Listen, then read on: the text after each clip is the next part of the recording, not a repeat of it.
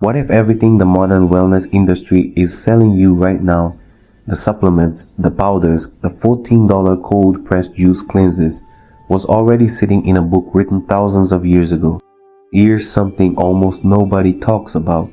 The foods described in biblical scripture aren't just religious symbols. They're nutritional weapons. And researchers running clinical trials today keep arriving at the same jaw-dropping conclusion. Ancient people knew exactly what they were doing. Today we're going to walk through 10 foods that show up directly in biblical text and show you, with real science, why each one is a healing powerhouse that most of the modern world has completely forgotten about. Stick with me through this whole list, because number 4 was so medically powerful that the ancient Egyptians cataloged it in over 20 separate medical preparations. And number 9 was given as a luxury gift by a patriarch to an Egyptian ruler. A gift, not grain, not gold, this specific food. And once you find out what it is and what it does to your cardiovascular system, you're gonna understand completely why. Alright, let's get into it. Number 10, dates. The original energy bar that kept armies alive. Let's start here because dates are probably the most underestimated food on this entire list. The date palm is referenced more times across biblical and ancient Middle Eastern scripture than almost any other fruit-bearing tree. And it wasn't celebrated because it was pretty. It was celebrated because it kept people alive in some of the most brutal climates on earth. Think about this. Soldiers crossing desert terrain, traders covering hundreds of miles on foot, pilgrims traveling to Jerusalem for feast days. What did they carry? Dates, calorie-dense, shelf-stable for months without refrigeration, and packed with fast-absorbing natural sugars that refuel the body without the crash that follows refined sugar. But here's what makes dates medically interesting. Beyond just being a quick fuel source, they contain meaningful amounts of magnesium, potassium, copper, manganese, and B vitamins, all in a single piece of food you can hold in your palm. The fiber content slows down the absorption of those natural sugars enough that the glycemic response is way gentler than eating the same amount of refined sweetener. Clinical research has found something remarkable about dates and pregnancy specifically. Multiple controlled trials have shown that women who ate dates regularly in the final weeks of pregnancy had significantly shorter labor times and better cervical dilation outcomes at admission. Ancient midwives across the region were prescribing dates for exactly this reason. Modern obstetrics is now catching up to what they already knew. The polyphenols and tannins in dates also carry antimicrobial properties. The pits were ground into powder and used in traditional Arabic medicine for gastrointestinal infections. Even the part most people throw away was being used therapeutically. Traditional use is simple. 3 to 5 dates as a quick energy source before physical work or travel. A natural sweetener in cooking and baking. And a gentle way to break a fast, which is exactly why they've been used to end the Ramadan fast for centuries. The body absorbs them after a long period without food in a way that's smooth, not jarring. This isn't a trendy superfood. This is a survival food with a clinical record going back thousands of years. Number 9, pistachos, the nut a patriarch considered worthy of a king. Here's a moment from Genesis that most people just skim right past. When Jacob sends his sons to Egypt during a devastating famine to negotiate with an official who controls the entire region's grain supply, he tells them to bring gifts, and pistachios make the list. Genesis 43:11. Read that again slowly. A man negotiating for his family's survival during a regional famine chooses pistachios as something worth offering to an Egyptian ruler. That tells you everything about how these nuts were valued in the ancient world. They weren't a snack. They were currency-grade nutrition. And modern science confirms that valuation was justified. Pistachios are unique among nuts in their concentration of lutein and zeaxanthin, two carotenoids that are the primary protective compounds for the macula of the eye. Regular pistachio consumption is now directly linked to reduced risk of age-related macular degeneration, one of the leading causes of blindness in the developed world. 1. They contain more potassium per serving than most other nuts, which directly supports blood pressure regulation. Their essential amino acid profile is unusually complete for a plant food, making them a powerful complementary protein source in a diet that doesn't center on meat. But what genuinely surprises researchers is what pistachios do to the gut. Clinical studies have shown that regular pistachio consumption significantly increases populations of beneficial bacteria in the colon, particularly bifidobacterium strains, more effectively than most other nuts that have been tested.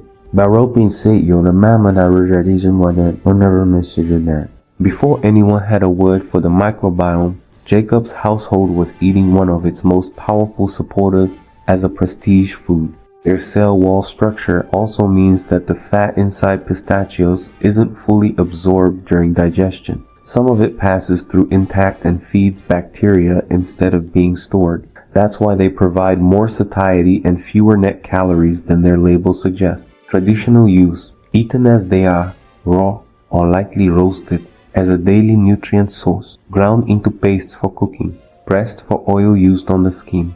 Jacob understood value. We should treat pistachios the same way he did. Number 8 to Volpomi, the grain of ordinary people that outperforms everything. Barley isn't glamorous. It never was. In the ancient world, it was the grain of soldiers on campaign, sailors at sea, and common laborers who couldn't afford wheat. When Jesus fed 5,000 people with loaves and fish in the Gospel of John, those loaves were made from barley. This was the bread of everyday people. And it turns out everyday people were eating one of the most cardiovascular protective grains ever studied. Barley contains the highest concentration of a fiber called beta-glucan found in any grain on earth. And beta-glucan isn't a minor nutritional footnote. The FDA has formally approved the health claim for food products containing it because the research is that strong. Beta-glucan forms a thick gel inside the digestive tract that does several things at once. It slows glucose absorption after a meal, dramatically flattening blood sugar spikes. It binds to LDL cholesterol and carries it out of the body before it can be reabsorbed. It feeds beneficial gut bacteria, and it actively stimulates immune cell activity. Clinical comparisons between barley and oats, already considered one of the gold standard heart-healthy grains, consistently show barley outperforming oats in post-meal blood sugar response. Barley has a lower glycemic index than wheat or white rice. It provides sustained, stable energy over hours rather than the fast spike and crash that refined grains produce. For a grain that costs almost nothing, grows in nearly any climate, and has been cultivated for over 10,000 years, the nutritional return is extraordinary. Traditional preparation: whole grain barley cooked as a thick porridge, ground into flatbread, or added to stews. Whole barley retains more of its fiber and nutrients than pearled barley, though even the pearled version remains one of the better carbohydrate sources available. The people who ate this grain as their daily staple weren't settling for second best. They were eating something that modern nutritional science keeps coming back to with increasing admiration. Number 7. Pomegranate, the antioxidant that decorated Solomon's temple. The pillars of Solomon's temple were decorated with 200 carved pomegranates. This wasn't a random aesthetic choice in a culture where every design element carried meaning. The pomegranate was a symbol of abundance, beauty, and life throughout Mosaic law and ancient Israelite culture. And the science behind why this fruit earned that status is genuinely remarkable. Pomegranates contain a compound called punicalagin that exists in almost no other food source on earth. When the gut processes punicalagin, it breaks it down into compounds called urolithins, and that's where modern research is focusing intense attention. Urolithins have shown anti-inflammatory effects, mitochondrial protective properties, and in laboratory studies demonstrated the ability to selectively target certain cancer cell lines in ways that researchers describe as significant. Clinical trials using pomegranate juice have shown measurable reductions in blood pressure, lower oxidation of LDL cholesterol, improved arterial flexibility, and reduced levels of C-reactive protein, one of the primary blood markers for systemic inflammation. The polyphenol concentration in pomegranates outranks red wine, green tea, and blueberries, 3 foods that are practically synonymous with antioxidant research. The seeds and juice provide the primary nutritional value, but the rind, which almost everyone in the modern world discards without thinking, is even more medically concentrated than the edible interior. Traditional healers across the Middle East brewed pomegranate rind as a tea for treating intestinal infections, diarrhea, and inflammatory gut conditions. That same rind is now being studied for its antimicrobial tannin content. Traditional use: eat the seeds fresh directly from the fruit. Drink fresh pressed juice for concentrated polyphenol intake. Dry the rind and steep it as a medicinal tea for gut health. The whole fruit provides what supplements and extracts try to replicate. Use the whole fruit. Number 6. Garlic, the food the Israelites wept over. This might be the most emotionally charged food reference in all of Scripture. When the Israelites are wandering in the wilderness, surviving only on manna, they reach a breaking point. They weep. And what do they say they miss? Numbers 11:5. The fish of Egypt, the cucumbers, the melons, the leeks, the onions, and the garlic. They missed garlic so intensely that grown adults, having just been delivered from slavery, were mourning its absence in the desert. If you understand what garlic actually does to the human body, their grief makes complete sense. When garlic is crushed or chopped, a compound called allicin is produced through an enzymatic reaction. Allicin is one of the broadest spectrum natural antimicrobials ever identified. It's shown activity against bacteria, viruses, fungi, and parasites in clinical research. It's not targeting one pathogen. It disrupts multiple microbial pathways simultaneously, which is part of why resistance is so hard for microorganisms to develop against it. Controlled clinical trials show regular garlic consumption reduces both the frequency and duration of colds and respiratory infections. Multiple studies confirm it lowers blood pressure and LDL cholesterol to clinically meaningful degrees. It reduces platelet aggregation, making blood less prone to dangerous clotting. And it has documented liver protective effects, supporting the detoxification enzymes that process and eliminate harmful compounds from the body. The key detail is this: allicin is volatile. Heat destroys it. Raw, freshly crushed garlic is dramatically more potent medically than cooked garlic. The ancient world ate it both ways, raw in preserved condiments and dressings, and cooked into stews. But the raw preparation was the medicinal one. Egyptian medical papyri from thousands of years ago list garlic in more than 20 separate medical recipes. The Israelites who wept for it weren't being dramatic. They knew by direct experience what life felt like with it, and what it felt like without it. Number 5. Figs, the prescription that saved a king. Here's a detail that most people read right past without stopping to think about what it actually means. In 2 Kings, when King Hezekiah is dying from a severe infectious wound, the prophet Isaiah doesn't only pray, he gives a medical instruction. He orders a compress of figs pressed directly onto the wound, and Hezekiah recovers. For centuries, this was treated as either metaphor or coincidence. Then researchers began analyzing figs seriously and found that Isaiah's prescription had a precise biochemical rationale. Figs contain a proteolytic enzyme called physin that breaks down dead and damaged tissue, cleaning a wound from the inside out. They also contain compounds called psoralens and benzaldehyde with documented antimicrobial properties. Fresh fig latex, the white sticky substance that comes from the skin of an unripe fig, has been shown in studies to inhibit bacterial growth and accelerate the early stages of skin healing. But figs aren't just for wound care. As an internal food, they're one of the most mineral-dense fruits you can eat. They're extraordinarily rich in soluble fiber, specifically pectin, that feeds and diversifies the beneficial bacteria in the gut. They contain magnesium, potassium, calcium, and B vitamins in concentrations that made them, in a world without multivitamins, something close to a daily supplement. Fresh figs eaten at peak ripeness provide fast-absorbing energy alongside that mineral payload. Dried figs extend that nutrition through seasons when fresh fruit wasn't available. And the ancient practice of applying mashed fresh figs to inflamed or infected skin is one that deserves far more modern clinical investigation than it's received so far.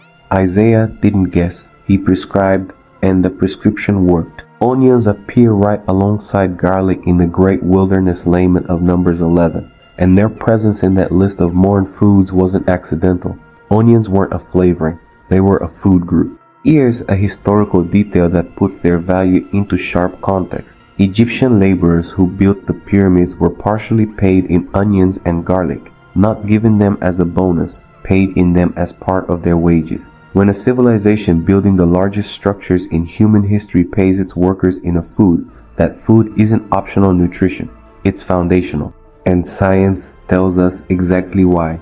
Onions are among the richest dietary sources of quercetin, a polyphenol with anti-inflammatory, antihistamine, and antioxidant effects that has been studied in hundreds of clinical trials. Research shows quercetin measurably reduces blood pressure, inhibits the inflammatory signaling pathways involved in chronic disease, and reduces allergic response by stabilizing mast cells. But the less celebrated superpower of onions is their prebiotic fiber content. Onions are loaded with inulin-type fructans, specific fibers that pass through the small intestine undigested and arrive in the colon, where they selectively feed bifidobacterium and lactobacillus bacteria. These are the foundational strains of a healthy gut ecosystem. The ancient Israelite diet was built around garlic, onions, and leeks daily.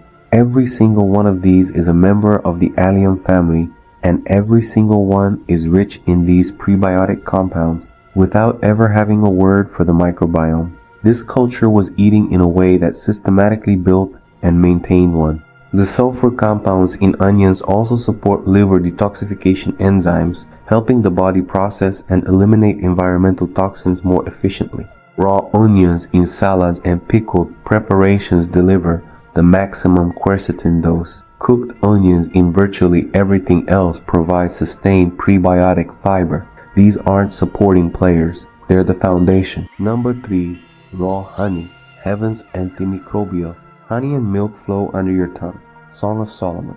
Eat honey, for it is good. Proverbs. The Bible doesn't casually mention foods this many times. Raw honey is referenced across scripture as a food that gives strength, clarity, and healing. And the reason isn't poetry, it's biochemistry. Raw honey is one of the most comprehensively studied natural antimicrobials in the scientific literature.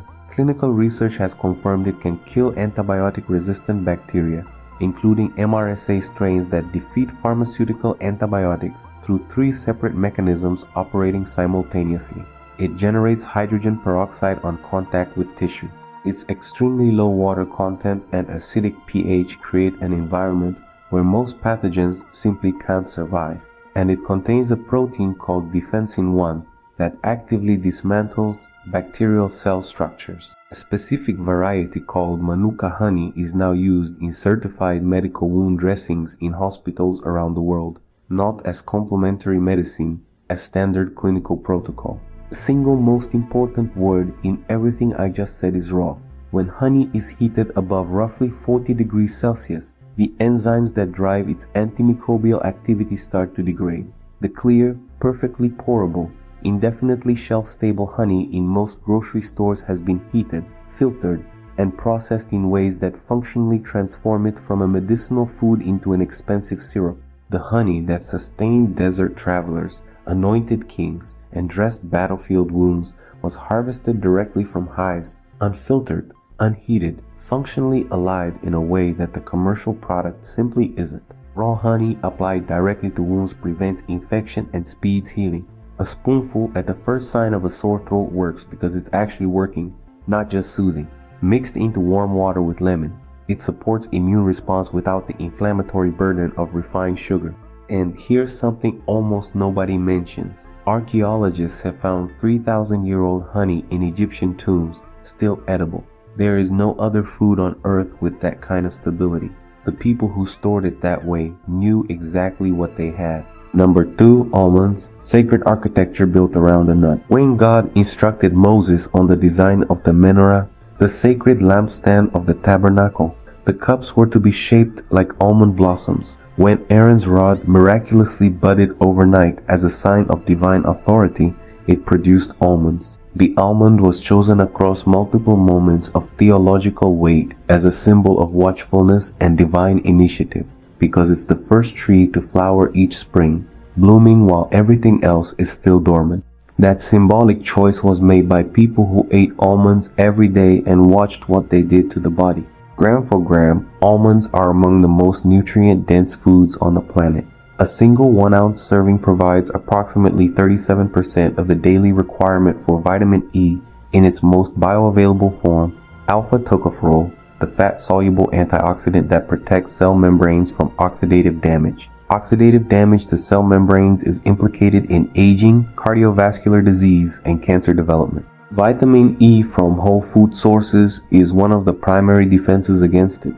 Almonds are also high in magnesium, a mineral that participates in over 300 enzymatic reactions in the human body and is deficient in a substantial portion of the modern population due to soil depletion and processed food diets. Magnesium deficiency is linked to anxiety, poor sleep, muscle cramping, high blood pressure, and impaired glucose regulation. Clinical trials on almonds specifically have shown that regular consumption lowers LDL cholesterol, reduces post-meal blood sugar spikes, improves gut microbiome diversity, and supports healthy body weight by promoting satiety. The fat inside almonds is also partially non-absorbable due to the structure of their cell walls, meaning some of it feeds gut bacteria rather than being stored. Traditional use was simple and daily. Raw or lightly roasted almonds eaten as a regular food. Almond paste used in cooking and as a spread. Pressed almond oil applied to skin for healing and hydration. The ancient world didn't need a clinical trial to understand that this food made people feel better.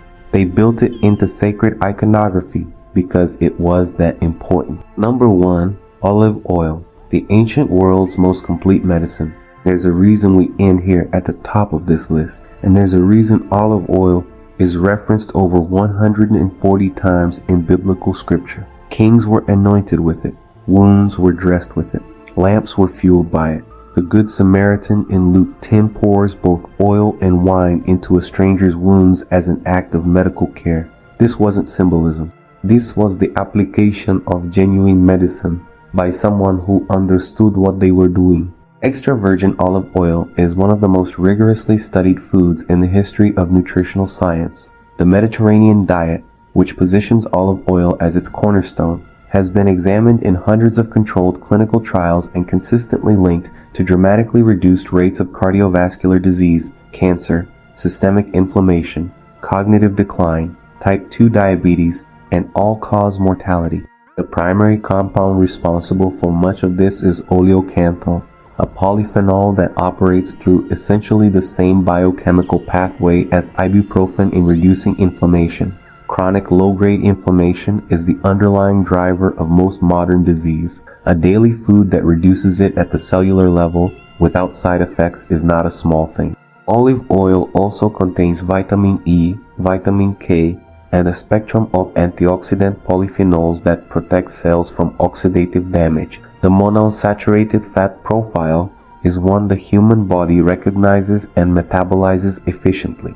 It doesn't trigger the inflammatory response that industrial seed oils produce. But here's the distinction that changes everything about how you shop. Most of what's sold as olive oil in grocery stores today is not the same food the ancient world was using. Commercially produced olive oil is often harvested late when antioxidant content is lower, blended with cheaper refined oils, and processed with heat that degrades the polyphenols that make it medicinal. What you want is cold-pressed, early harvest, extra virgin olive oil from a source that can verify its production chain. Ancient olive oil was a living, antioxidant-rich substance that the body could immediately recognize and use. The best modern versions are too, but you have to find them. The plants that have healed people for thousands of years are still out there, at your local market, in your garden, on your windowsill. Most people walk right past them every single day without realizing what they have. This guide puts that knowledge in your hands. 30 tonic recipes, simple ingredients, real results. If you've been looking for a natural way to support your health without complicated routines or expensive supplements, this is your starting point. The link to get your copy is in the first pinned comment. Grab yours now and start feeling the difference one sip at a time.